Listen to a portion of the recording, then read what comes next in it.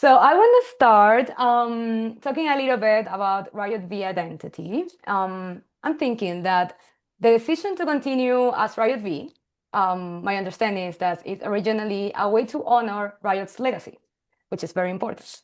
But it's been more than 10 years now since Riot V started. And I want to know, what do you think defines Riot V as its own chapter rather than just a continuation of Riot? Well, the thing about it was, when I joined the band, I've been in the band like a long time. I was a fan of the band, had a couple of their records in the early days, and then I became friends with Mark Reale, the head guy from Riot. We became friends 10 years before I even got in the band. We would hang out and all that. He lived with me for a while, but we had a relationship, musical. We would, write music together and stuff like that. So, um, it was after they did the first five records. That's when I ended up getting the call, and we ended up starting the power metal version of Riot, Thunder Steel. And Mark let me write almost every song on that record. That's why it's Riot's five records before that were more straight up hard rock, heavy rock, and then Thunder Steel was power metal because I had some history, or I was in the Texas Slayer and I wrote that heavy style. But at the time, bands like Iron Maiden and Judas Priest were, coming out, doing great, so we kind of had to jump on the bandwagon and make a heavier version. That's why that was power metal. But so I had a lot of history with Mark. Um, you know, um, we did a solo band, Narita, after Born in America, and we did that for a while and wrote a lot of music. Me and Mark, and then the drummer Dave McLean, who was in Texas Slayer with me, and he went on to be in Machine Head and Sacred Reich, and then Steve Cooper was the singer. So we did that for a while, and then we ended up making the two power metal records and getting Tony Moore and the great Bobby Jarzombek on drums. And Bobby was, after us, he played with Halford, Robert Halford's drummer, Fates Warning, Sebastian Bach. He went on to do a lot of cool stuff. Now he's playing with a giant country guy, George Strait. But we had a cool lineup, and we thought the power metal was really cool. So they went from, three records with Guy that were kind of heavy hard rock, and then two with Rhett Forrester, which was more hard rock, but a little bit of Southern because Rhett was from Georgia. And when I first joined the band, Rhett was the singer and Sandy was still the drummer. I got to play with the original guys. But then when we did the power metal, we had to make a move because Sandy, he wasn't that style of drummer. We needed a double bass drummer, a real aggressive drummer, and we needed a high singer. That's why they got Tony Moore, because that like Halford at the time was, the big deal. So we ended up doing those power metal records, and then I left the band for a little while, and then they made another change with Mike DeMeo here, and it was more like a White Snake vocal and music and Ingve, more guitar oriented, and that was kind of cool too. But then after that, everybody always liked Thunder Still, so they would tell Bobby and Mark. They would be like, when we're on tour, they were like, we want Thunder Still, we want the Thunder Still lineup. So uh, we finally were able to all get together, and we released that comeback, Immortal Soul, with Hmm. Bobby, me, and with Tony Moore sang on it. He didn't want to do it at first, but he did, and so we did that, and it went great. And we went and played, and everything was good. So we were like, wow, there's still the vibe out there. And then unfortunately, Mark passed away. After we did the 70,000 tons of metal cruise, Mark died when we were doing that, and it was just a gut punch, killed us all because Mark was the lone guy, the lone ranger, the head guy. But the thing about it is we were so close. We were like a family. He lived with me when he passed away. He's living in my place. And we ended up burying him here. He's actually 5 minutes from me where I'm at right now. And I go visit him all the time, even for inspiration, because I know he's Wow. looking down. And so when we decided to move forward, we had to think of a lot of variables. We said a lot of people might not like it. I said, we need to talk to his dad, and the label, also we were on label at the time. And so Mike Flint's was really worried. He says, man, I don't know. And I said, well, let's give it some time, and then I started writing music again because, I'm the chief songwriter in Riot. I write all the stuff, the power metal. So I wrote 3 songs, and then Tony Moore at the time didn't want to continue because he said he's an older guy, older than all of us. And he says, my high voice ain't there anymore. And then Bobby was going to do it, Bobby Jerzombic, but he had a tour with Fates Warning in Queensryche. He said, I can't go right now. So we decided to, try to look for people and just put demos together and give them to the record label and see how they feel. They were Mm. concerned too. And so it was a big decision. We had to do a lot of things, for the legacy of Mark, but we did it the right way. And what we ended up doing is we auditioned people. We actually had Tony Harnell from TNT sing on a couple, but it wasn't the style, and he wanted to change a different direction. And we found 2 guys, real high voices, good. This one guy, Chris, and then Todd, who we ended up picking Todd. And then Frank Gilchrist, the drummer, he was in Virgin Steel and Liege Lord, but he was on one Riot record. So we said, okay, let's let Frank come in there.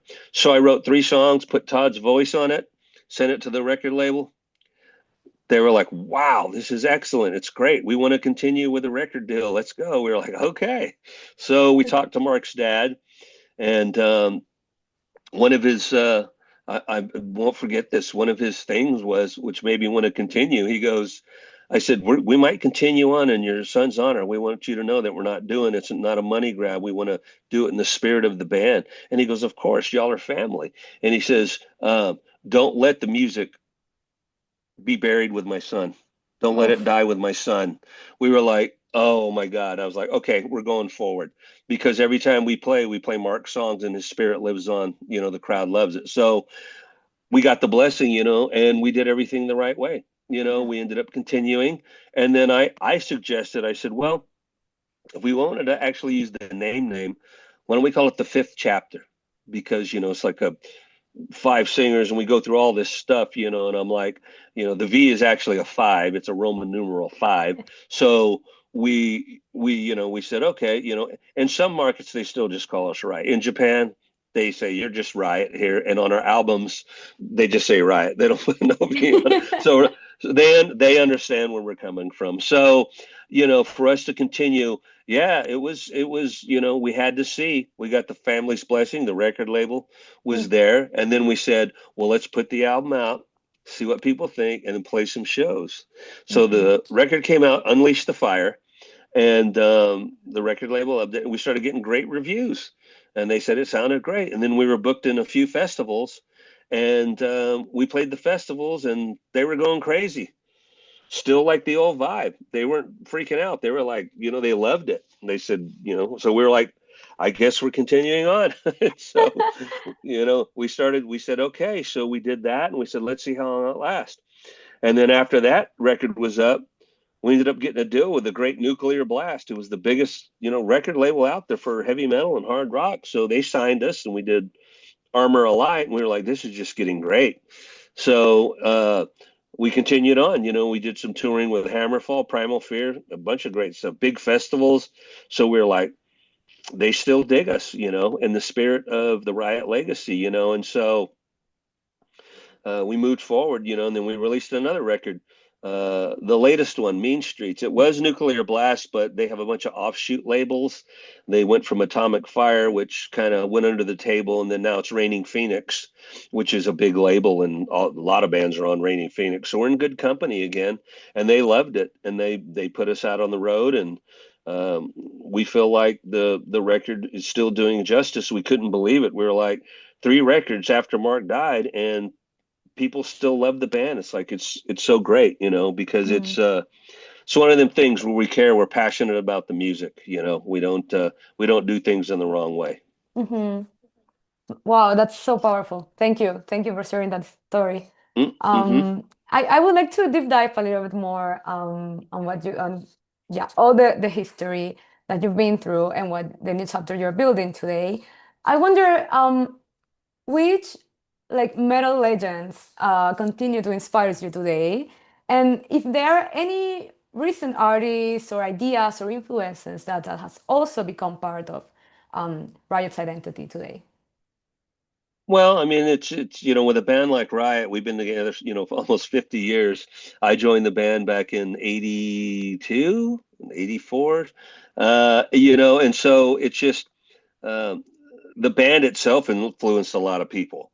When we play with people, Hammerfall, Joachim was like, it's my favorite band, one of them, and they redid Flight of the Warrior on one of their records. And then you get people like Lars and James from Metallica, very big Riot fans, and I go way back with them. Um, when we Kill 'Em All, Ride the Lightning, we were pen pals. There was no phones back then, and we would write stuff like that, and they would come to the shows, and we would come to their shows, and they were influenced by Riot. A lot of bands were, and they had great music. That was one thing about them. A lot of member changes and different styles, but each style was really good. So a lot of people were influenced by it. Nowadays, when you listen to music, I hear a few bands that are really cool. There's to be influenced, there's got to be something that's really interesting, because in this day and age, how people are writing music and AI and using the tape and this and that, I'm like, no, no, no, just play music the real way. Write lyrics. I still write my music the same way. I lay when I demo my songs, I play everything. I Mm. program the drums, I play bass, I play lead guitar and all that, sing on them, then I hand them to the band, and then they get them and they put their guitar and their voice in on them, stuff like that. Mhm. But for, influence nowadays, I mean, I come from old school, like when I was young, my dad was military, but he was into the older bands like Doobie Brothers and Deep Purple, and so I kind of like that kind of stuff. And then when I hear bands now, you know, um, there are a few out there that are really cool, that are playing that style still. So I've always had an influence by in the Rival Sons or somebody that's got like a really cool style, that's a Mhm. little bit different. And and then the bands like I mentioned, I know Matt Sinner for Primal Fear. I like their stuff. I like the new Hammerfall, like I said, that stuff's good. And then Mhm. some of the newer bands I'll be like, well, normally I wouldn't like these bands, but there has been some, they have some catchy licks and stuff like that. So um, as long as you have a good song, I dig it, no matter what style of music it is. If it's rock, if it's country, if it's metal, as long as it's a good song, I'll dig it. You know what I mean? So I have too many influences. I can imagine. I can imagine Yeah. that. Yeah, I have a lot. Yeah, I have a lot. Oh, that's great. Also, speaking about the 50th anniversary, so I believe this your upcoming show in Chile is part of the 50th anniversary tour. Hmm. So I am wondering, what can Chilean fans expect from this show, and if there are any songs you're specifically excited to perform here in Santiago? Any spoilers you can give us? Yeah. Well, we were there, we were back there, I think in 2024. Um, and when we went over there, we loved it. Right away we fell in love.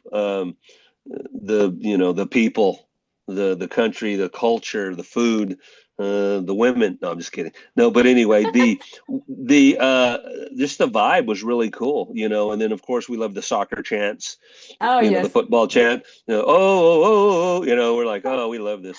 But since we're coming back, we said we have to play some, let's, add some new songs, because Riot's history, we're going to have 18. We're already working on a new record. Our 18th record will be out next year. So Wow. if we pick one or two songs off of each record, we'd end up playing over 2 hours. And I know the fans would love it, but we have to make it comfortable and everybody enjoys it. So what we did was we take a couple off each record, like Rock City, way back in the 70s. We always do Warrior, and sometimes we'll do another one, but we're just doing Warrior. And on Narita, we do Road Racing.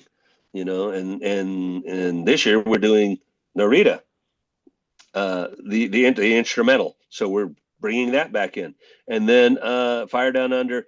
The two biggest Riot records for the early era is Fire Down Under, and then the biggest one is Thunder Still. So we always do about three from each record.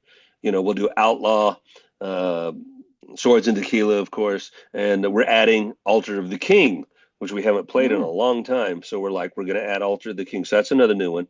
And then off of Thunder Still, we already play like half the record. You have to, so we play the same ones, and we'll be playing like about five or six of the songs, and Privilege of Power, a couple of them. So Mm. the two popular we have to play a lot, and then the other ones we pick a couple like off of Privilege, and we haven't played a lot of the Mike DeMeo era after the power metal.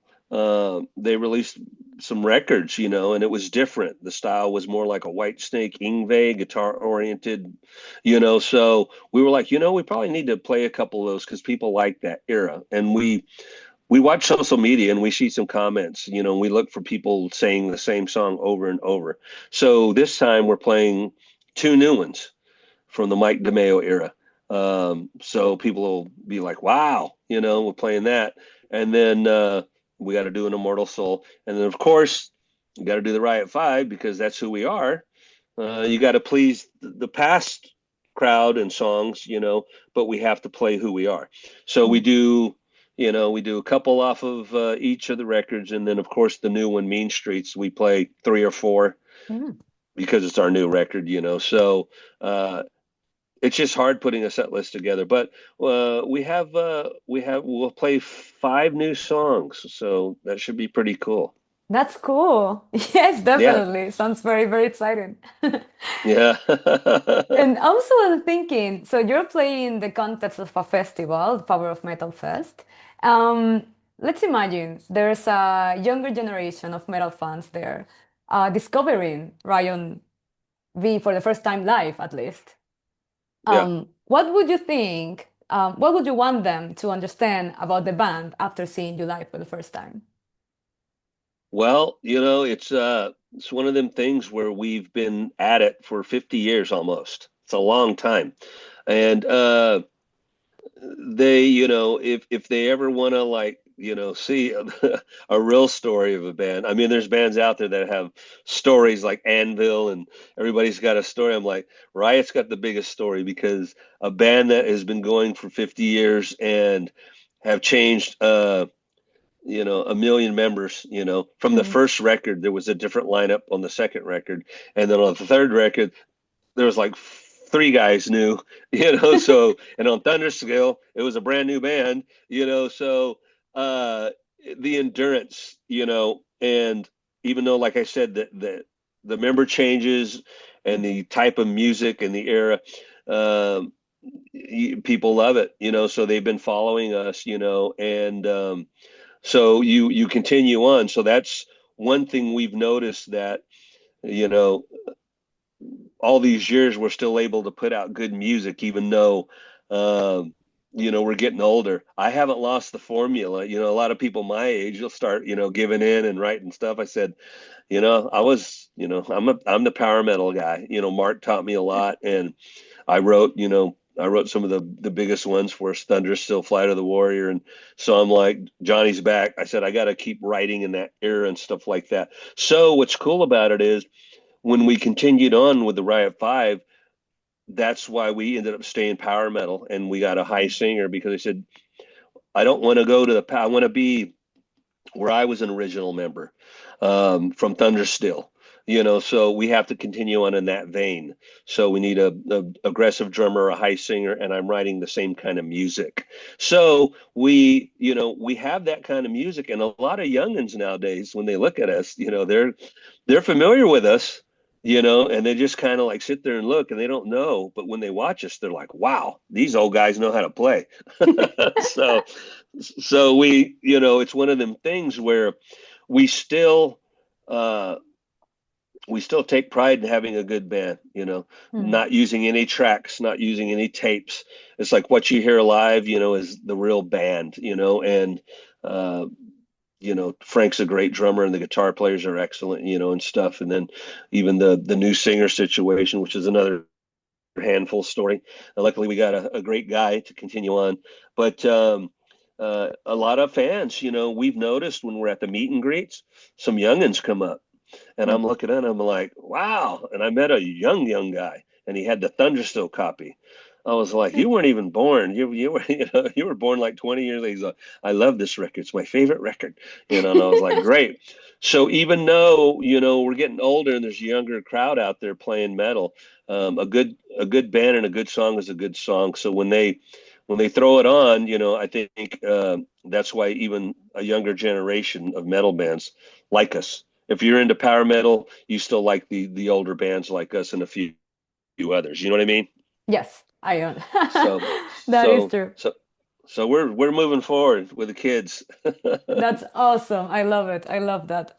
Well, Donnie, it's been such an honor. Thank you so much for all these powerful answers. And can you please just close it up with a little message for your Chilean fans who are expecting you?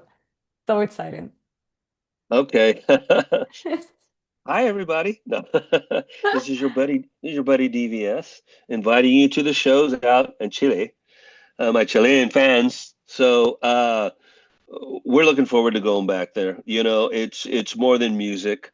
When we played there a couple of years ago, it was just the vibe is cool. We like playing, but once you land, the country, the food, the people, the way you guys are in the audience. I mean, we feel it. It's like a heart thing, and so that's why we feed off you. So we're looking forward to it, and we're very excited. So when we get there, we're gonna have a good time, play some new songs, and drink a little tequila.